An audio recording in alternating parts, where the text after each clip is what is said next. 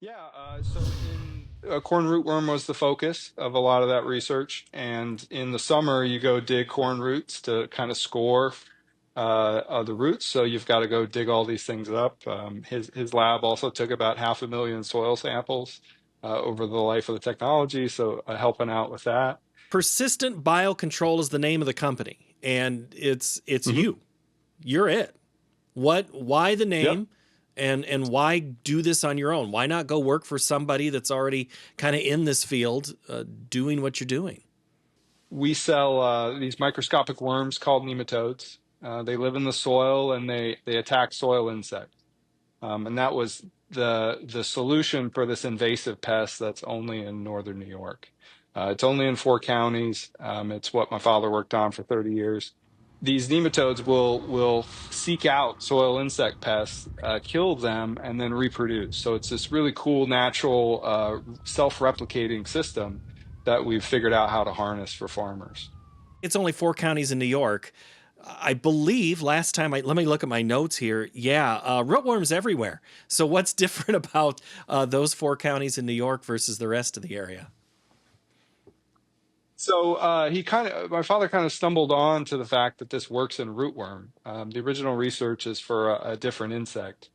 But once we figured out that, oh, we could help farmers across the Midwest with rootworm problems, now I think it's something worth commercializing. So there's a lot of different soil insects that these microscopic worms will go after and control. We have a 7-year continuous study in rootworm, basically looking at control through rotation and after going after rootworm. So corn's really our first market that we're going into. It's what we're most familiar with, but it's really just the first market. Corn in Texas and the way it's grown, and even, I shouldn't just say corn, but some crops in some states, there is no rotation. It is the same thing year after year after year. When you mention rotation, does it mean something different down there than it does where you're seated today? Yeah, a lot of the farmers we work with are corn on corn for going back 20 years, right? They don't rotate, and that's really stressed out put a lot of pressure on the rootworm traits that are the current solution. The farmers in New York are mostly dairy farmers, so it's a 4-year alfalfa corn rotation, so it's a little easier. But yeah, absolutely. I mean, we work with some guys out in Nebraska and northern southern Minnesota that I think have been corn on corn for like 50 years under irrigation or rain fed. So and a lot of the guys we work with are they're corn on corn because they're feeding some type of livestock, right? So I think they they couldn't afford not to rotate, right? So rootworm traits, you mentioned that is sometimes in the trait of the seed to get rid of the rootworm. Yeah, it's the current solution. The seed companies have figured out how to insert a gene from a bacteria into the corn plant so that the plant produces what Bt toxin, which is harmful to rootworm.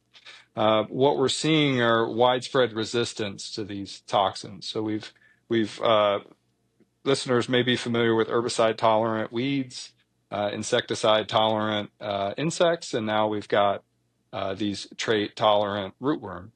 There's been a big shift over the last 5 years. 5 years ago, we had trouble getting people to admit there was a problem, but people were kind of hush hush about it. But now I think it's gotten more widespread. The problem's worse. So it's really about using every tool in the toolbox to try and control rootworm, and that's what the nematodes really provide. Is they'll come in as an independent mode of action and kill off all those resistant survivors that would normally make it to adulthood and cause more rootworm pressure and damage. And it's something that you only have to apply once. Once over how long? So our data goes back 30 years. So the lawyers won't let me say forever, but a long time, more than 1 year. Which again, that starts to make us sound a little snake oily, right?